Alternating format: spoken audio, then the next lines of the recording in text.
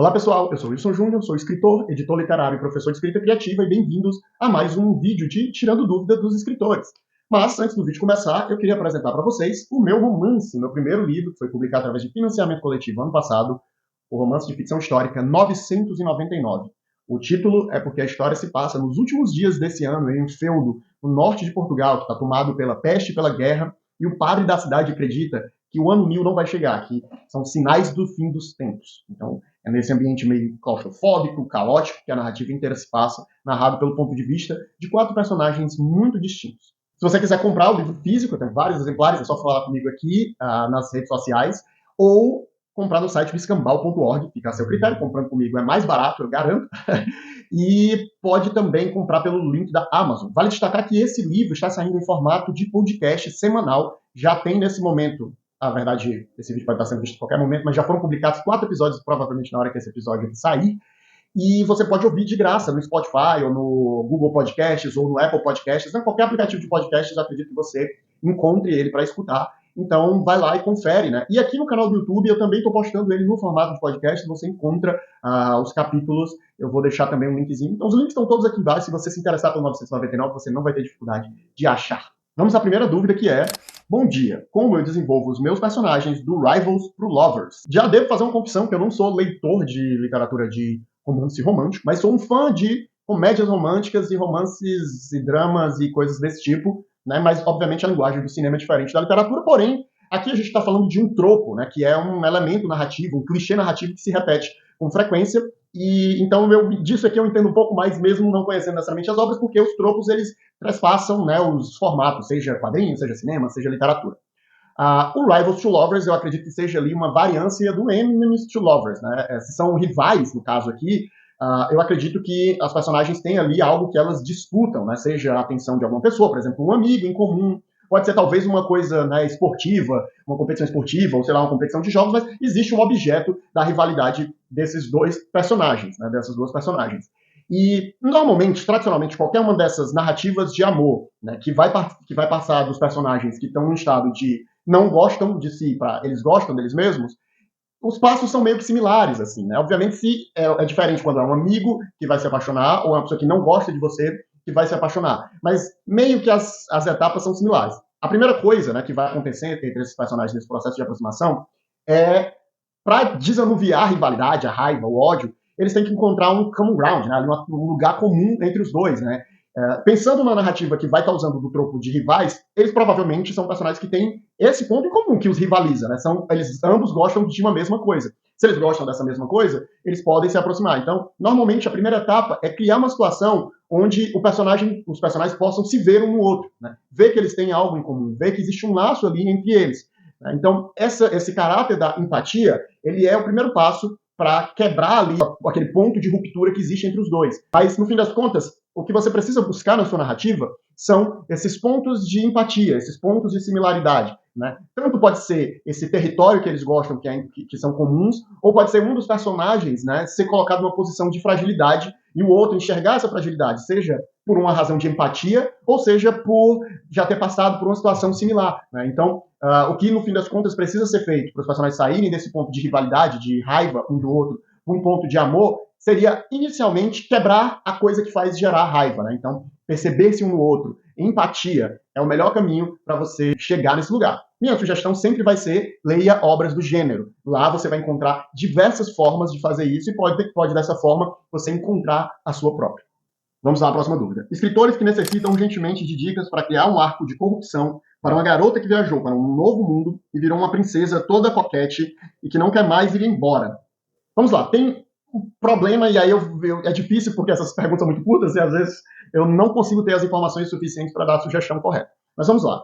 Um arco de corrupção, um arco de caída, né, é quando você apresenta um conflito na história e esse conflito não se resolve. Né? No fim das contas, o protagonista ele é consumido pelo conflito. Né? Ele, no fim das contas, vira meio que uma versão pior dele mesmo, né, de quando começou a história, em decorrência desse conflito. Um exemplo clássico disso série Breaking Bad, né, que começa de uma forma e vai lentamente o personagem se corrompendo.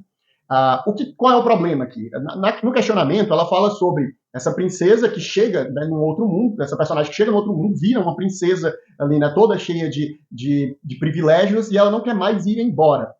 teoricamente, esse seria já um arco de corrupção, né? Esse já é o arco de corrupção. Você tem uma personagem que talvez fosse uma pessoa que tivesse valores diferentes, porém, ao receber os mimos de ser uma princesa, ela se corrompeu e ela decide que permanece naquele lugar. Se você quer inverter esse arco, ou seja, em vez da personagem terminar corrompida, né, ela estava sendo corrompida e vai mudar, aí no fim das contas você tem que construir situações que façam essa personagem perceber que talvez esse lugar, né, ou esse modo de vida não seja o ideal para ela. Pensando que você colocou um contexto aqui de princesas, eu vou ali pensar em absolutismo, eu vou pensar em medievo, e aí isso me faz, né, refletir sobre as situações sociais desse lugar. Talvez ela, ali num ambiente encastelado, cheio de privilégios, ela não perceba que fora das paredes desse lugar as pessoas passem fome, sejam maltratadas, para que ela esteja nessa posição de riqueza. Isso possa, de alguma forma, querer fazer com que ela desista desses privilégios. Ou talvez ela perceba, né, mais uma vez, refletindo sobre esse caráter histórico de princesa e etc., né, que ela, no fim das contas, é uma mercadoria, né, que às vezes ela está sendo ali toda cuidada e toda mimada, mas que ela vai ser entregue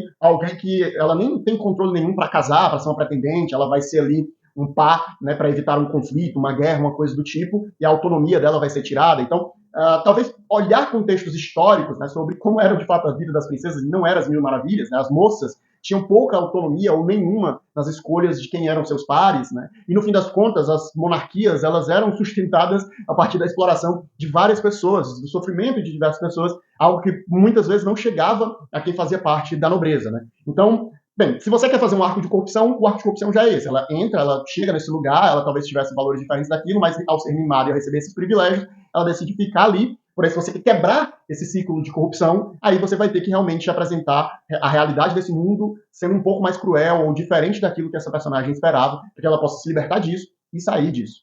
Terceira dúvida de hoje.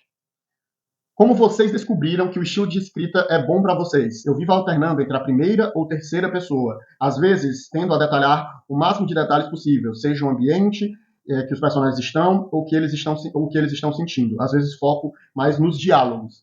Eu acho que existe uma pequena confusão sobre estilo nessa pergunta. Né? O que, na verdade, ele fala aqui são ferramentas e formas diferentes de usar as ferramentas. Eu acho que o estilo é algo muito mais complexo, assim, do que necessariamente uma escolha de POV, né, de como narrar, que é primeira pessoa, terceira pessoa, ou de um excesso descritivo ou não.